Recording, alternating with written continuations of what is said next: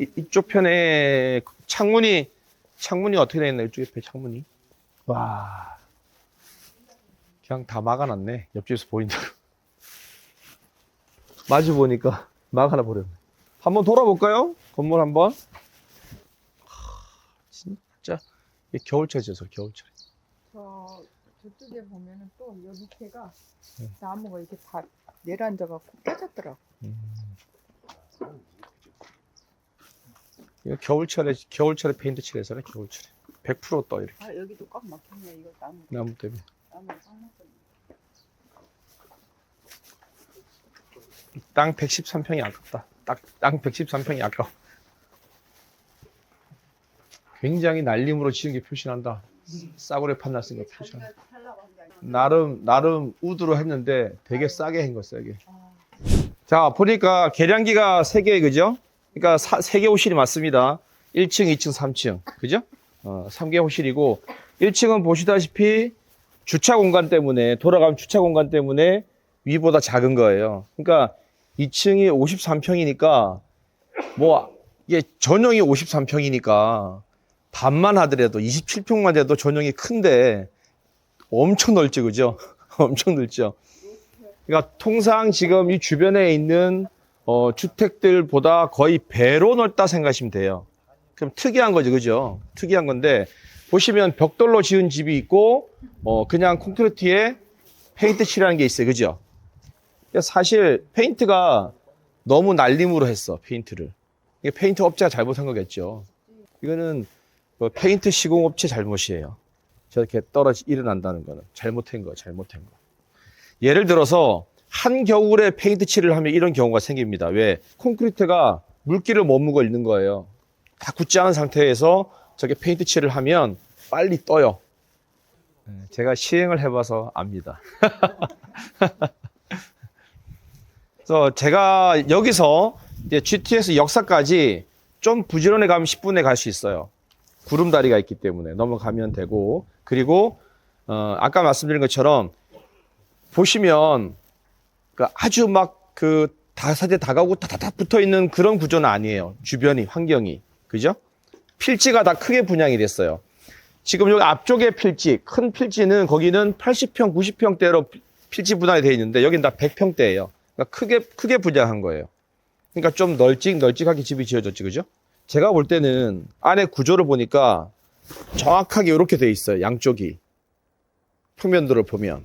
그래서 반을 나눌 수도 있지 않을까. 두 가구로 이렇게 신고를 해서 다시. 그런 것도 생각을 해봤습니다. 왜냐하면 양쪽 끝에 있는 방들이 드레스룸이 각각 따로 있어요. 같이. 화장실 따로 있고. 방 안에 다. 그래서 이거는 분리할 수도 있겠다라는 생각이 들더라고요. 어쨌든 처음에 방을 일렬로 지은 거 보니까 층별로 4가구를 구성했다가 그냥 하나로 핵 쓴 것 같아요. 그러니까 지금 온 이유는 지금 GTX역 저는 10분 이내 아파트든 다세대든 다가구든 하여튼 주택이든 간에 10분 이내에 올 수 있는 구조를 지금 보는 겁니다. 자, 그러면 여기 지금 땅값이 평당 한 850 정도 책정돼 있어요. 이거 개통 시작해서 움직이기 시작하면 무조건 1000만 원 이상 올라가요. 그리고 지금 요런 구조로 형성되어 있는 운정 신도시 보면 비싼 거는 24억까지도 있어요. 그러니까 저는 무조건 20억은 넘어간다고 봅니다. 집가 상승으로 인해서. 그리고 건축비가 지금 볼 때 안을 못 봤는데 비교가 확 돼요, 그죠? 이거는 페인트 칠 다시 하면 돼요. 크게 많이 안 들어요. 뭐 다른 색깔로 칠해도 되고 뭐 투톤으로 칠해도 되고 뭐 특이하게 칠해도 되고 제가 볼 때 이렇게 하면 남들 어떻게 보면 주변에 건축하고는 조금 차별하게 지으려고 했던 건데 이게 페인트가 빨리 일어나니까 영 오래된 것처럼 보입니다. 그죠? 301호만 비어 있는 것처럼 보여요. 근데 이제 전세권 설정이 되어 있으니까 경매 신청하고 다른 데 이사 갔을 수도 있고 근데 53평에 3억이면 굉장히 싸지 않나요? 굉장히 싼 것 같아요. 근데 이제 개통되고 강남에 있는 사람들이 서울에 있는 사람들이 조금 더 외곽으로 나온다고 치면 제가 볼 때는 확 올라갈 것 같아요. 그래서 이제 관심을 좀 가져야 된다는 거예요. 관심을. 자, 내가 이제 예를 들어서 이사를 해야 된다. 그리고 내 목적이 아파트 갖는 거다라고 한다면 꼭 아파트만 고집하지 말고 이런 것도 저렴하게 구입할 수 있으면 수익을 잘 가져갈 수 있다는 겁니다. 그런 것도 한번 체크를 해보시면 어떠냐는 차원에서 왔고, 자, 그 GTX의 파급 효과가 얼마나 큰지는 이제 이게 완전 개통이 돼야지만 나와요, 사실은. 그러니까 일부만 돼서는 그냥 느끼기만 하는 거예요. 와, 1시간 20분 만에 왔네? 이런 거죠. 근데 지금도 나오지만 내가 걸어서 갈 수 있는 10분 이내의 역세권에 사는 사람들만 그 혜택을 누리고 있다는 거예요. 왜? 차간 간격이 길다 보니까 15에서 20분이야. 그러니까 일반 지하철에 한 3배, 4배 되는 거예요. 그러니까 차 놓치면 한참 기다리잖아, 그죠? 그리고 10분 이상 있는 사람들은 버스나 뭐 택시로 이동을 해야 된단 말이에요. 그런 것들. 한 번 갔다가 또 갈아타고 기다리고 또 가고 뭐 이런 것들 때문에 아직은 많이. 그래서 아마 동탄 수서보다는 운정 서울역이 개통되면 이용자가 더 많을 거라 생각을 돼요. 그래서 하반기 개통이 되면 아마 좀 더 역사 주변의 집들이, 아파트들이 들썩들썩 하지 않을까 생각돼요. 그리고 또 하반기부터 아파트 가격이 올라간다 생각되면 아마 좀 더 분위기가 훅 타지 않을까 생각됩니다. 항상 우리는 먼저 가야 돼요. 먼저 가야 선점을 해야지 늦게 가서는 다 오른 다음에 가는 거예요. 그래서 우리가 다방면으로 다 관심을 가져야 됩니다. 그래서 오늘 왔어요.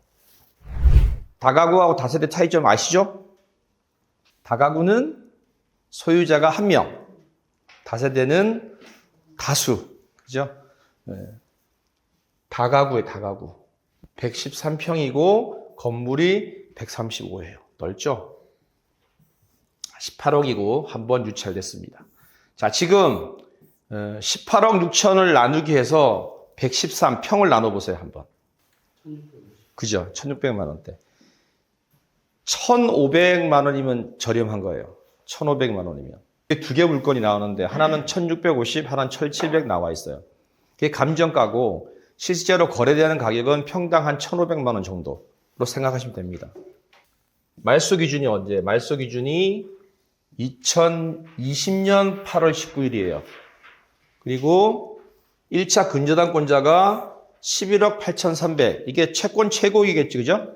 채권 최고액이다 보니까 쉽게 말해서 11억 8,300이 다 변제될 수도 있고 좀 줄어 변제될 수도 있어요. 왜? 이자가 다 안 찼으면. 어쨌든 11억 8,300이라고 하면 지금 현재 13억에 낙찰이 됐다고 생각하면 임차인이 3명 있습니다. 임차인이 3명 있는데 확정일자, 전입일자 다 받았어요. 그리고 다 배당 요구 신청을 했습니다. 그러면 1차 근저당에 배당하고 난 다음에 그 다음이 셋 중에 한 명이에요. 누가 받을까요? 자, A, B, C. 자, 네, C가 받아요, 그죠? 왜? 자, 전입일자와 확정일자 중에서 법원은 뒤에 날짜 기준으로 합니다. 그럼 이게 11월 24일이 더 늦죠, 그죠? 그 다음에 12월 24일, 그 다음에 12월 10일, 그죠? 법원은 배당을 요 날짜 기준으로 해요. 그럼 제일 먼저죠, 이 사람이, 그죠? 제일 먼저죠. 제일 먼저 받고, 두 번째 받고, 세 번째 받아. 자, 그런데 아까 11억 8천이 1순위로 빠져나가요. 그럼 13억이 되면 배당을 받을 수 있는 금액은 1억 1천밖에 안 남잖아요, 그죠? 그럼 2억 2천인데 이 사람은 1억 1천 받아요. 그러면 나머지 못 받고, 못 받고, 못 받고, 못 받아. 근데 경매 신청권자가 이 사람이에요. 그럼 어떻게 돼요? 무익료잖아요, 그죠? 그러면 재경매 돼, 재경매. 재경매. 물론 이 사람이 단 1,000만 원이라도 배당이 되면 그걸 끝납니다.